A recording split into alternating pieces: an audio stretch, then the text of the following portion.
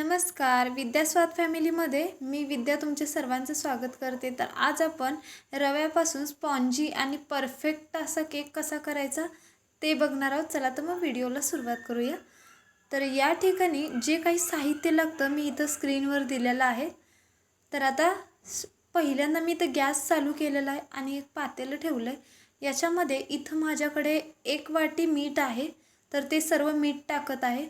हे जे मीठ आहे ते मी याच्या आधी खूप वेळा केक करताना वापरलेलं आहे आणि तेच मीठ इथं मी ठेवलं होतं. तर मीठ टाकून घ्यायचं आहे आणि गॅस मंद आचेवरती म्हणजे पूर्ण बारीकवरती ठेवून प्लेट झाकून एक 10 मिनटं झाकून ठेवूया प्रीहीट करण्यासाठी. तर आता केकला सुरुवात करायच्या आधी सर्वात आधी मी इथं कुकरचं भांडं घेतलं आहे. त्याला सर्व साईडने तेल लावून घेऊया जेणेकरून आपण जेव्हा केक बेक करण्यासाठी यामध्ये बॅटर टाकेल केक चिटकणार नाही आहे भांड्याला. त्याच्यानंतर ना 1 चमचा पीठ टाकलेलं आहे किंवा मैद्याचा वापर करू शकता. तर अशा प्रकारे सर्व साईडने जे आहे ते मी तेल आणि पीठ लावून घेतलं आहे. तर हेही साईडला ठेवूया. तर आता बॅटर तयार करण्यासाठी सर्वात आधी 1 वाटी रवा घेतलेला आहे. जाड रवा घेतला आहे. तुम्ही जाड बारीक दोन्ही कशाचाही वापर करू शकता. त्याच्यानंतर ना अर्धी वाटी साखर, 2 चमचे मी इथं कस्टर्ड पावडरचा वापर केलेला आहे. तर सर्व प्रमाणे एकाच वाटीच्या साह्याने घेत आहे. 1 वाटी रवा, अर्धी वाटी साखर आणि 2 चमचे कस्टर्ड पावडर. तर अशा प्रकारे मी मिक्सरला बारीक करून घेतलं आहे. तर आता इथं मी एक बाउल घेतला आहे. चाळणी ठेवली आहे. सुजीची चाळणी किंवा एकदम बारीक चाळणीचा वापर करायचा आहे. तर हे सर्व चाळून घेऊया. तर माझ्याकडे जाड रवा असल्यामुळे मी जाड रव्याचा वापर केलेला आहे. तुमच्याकडे बारीक रवा असेल तर बारीक रव्याचा वापर केला तरीही चालेल. तर अशा प्रकारे सर्व चाळून घेतलेलं आहे. त्याच्यानंतर ना इथं मी अर्ध्या वाटीलाही थोडंसं कमी तेलाचा वापर करते. तुम्ही हवं असेल तर तूप बटर कशाचाही वापर केला तरीही चालेल. तर तेल टाकल्यानंतर ना मी इथं कोमट दूध घेतलेलं आहे 1/3 कप म्हणजे 1 ग्लासमधलंही थोडंसं आपलं दूध साईडला ठेवलं आहे. दुधाचं प्रमाण कमी जास्त होऊ शकतं. तर याच्यामध्येच 1 चमचा व्हॅनिला इसेन्स टाकूया आणि सर्व हे मिक्स करून घेऊया.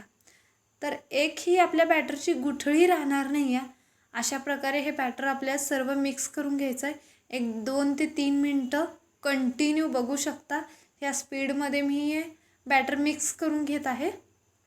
तर अशा प्रकारे मिक्स करून घ्यायचं आहे. तर परफेक्ट असं आपलं बॅटर तयार झालं आहे. तर याच्यावरती मी इथं प्लेट झाकून एक 10 मिनटं झाकून ठेवत आहे. तर इथं 10 मिनटं झालेले आहेत. बघू शकता जे काही दूध आहे ते रव्यामध्ये पूर्ण ऑब्झर्व झालेलं आहे म्हणजे पूर्णपणे एकत्रित झालेले सर्व मिश्रण.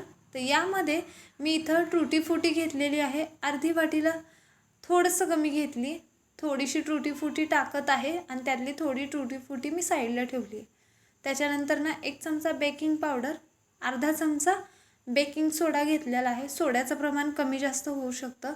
शक्यतो तर कमीच वापरा. तर सर्व मिक्स करून घेऊया.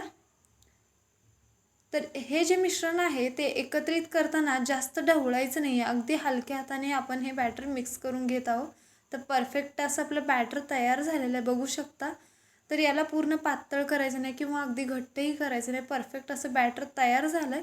तर आपण जे काही कुकरच्या डब्याला तेल आणि पीठ लावलं होतं त्याच्यामध्ये हे बॅटर टाकून घेतलेलं आहे. याच्यावरती मी टूटी फ्रुटी होती ती टाकत आहे. तुम्हाला हवं असल्यास ड्रायफ्रूट्सचा वापर करू शकता. तर अशा प्रकारे आपण बॅटर काढून घेतलं आहे. तर आता केक बेक करण्यासाठी जे काही आपण पातेलं ठेवलं होतं तर याच पातेल्यामध्ये माझ्याकडे अशा प्रकारचं इडली स्टँड आहे जे वापरण्यात नाही आहे. तर ते ठेवत आहे जेणेकरून केक जो आहे तो त्याला खालून आहे ना लालसरपणा होणार नाही किंवा करपणार नाही आहे. त्याच्यामुळे अशा प्रकारे ठेवायचं आहे आणि प्लेट ठेवून एक अर्धा तास तरी आपण मंद आचेवरती हा केक बेक करून घेणार आहोत. तर इथं जवळपास मला 35 मिनटं लागलेले आहेत केक बेक होण्यासाठी. तर चेक करूया आपला केक बेक झाला आहे का नाही ते. तर बघू शकता पूर्णपणे चाकू जो आहे तो क्लीन आलेला आहे. याचा अर्थ परफेक्ट असा आपला केक बेक झालेला आहे. तर हा केक पूर्णपणे थंड करून घ्यायचा आहे. गरममध्ये आपल्याला केक काढायचं नाही आहे. तर केक जो आहे तो पूर्णपणे इथं थंड झालेला आहे. तर चाकूच्या साहाय्याने सर्वात आधी याच्या कडा लूज करून घ्यायच्यात जेणेकरून आपला केक इझिली निघेल. तर अशा प्रकारे लूज करून घेतला. त्याच्यानं प्लेट ठेवून याला थोडंसं टॅप करायचं, म्हणजे खालच्या साईडने चिटकलं जरी असेल तर तो सहजासहजी निघेल. तर बघू शकता गोल्डन ब्राऊन कलर आलेला आहे आपल्या केकला. तर परफेक्ट असा आपला हा केक तयार झालेला आहे. तुम्हाला यामधला थोडासा केक काढून दाखवते. तर बघू शकता स्पॉन्जी, इझिली, कोणताही एक्स्ट्रा न काही वापरता या ठिकाणी मी इथं बेकिंग पावडर, बेकिंग सोड्याचा वापर केला. त्याच्याऐवजी तुम्ही एक पुडी इनोची वापरलात तरी चालेल. तर आजची ही रेसिपी कशी वाटली ते नक्की सांगा. धन्यवाद.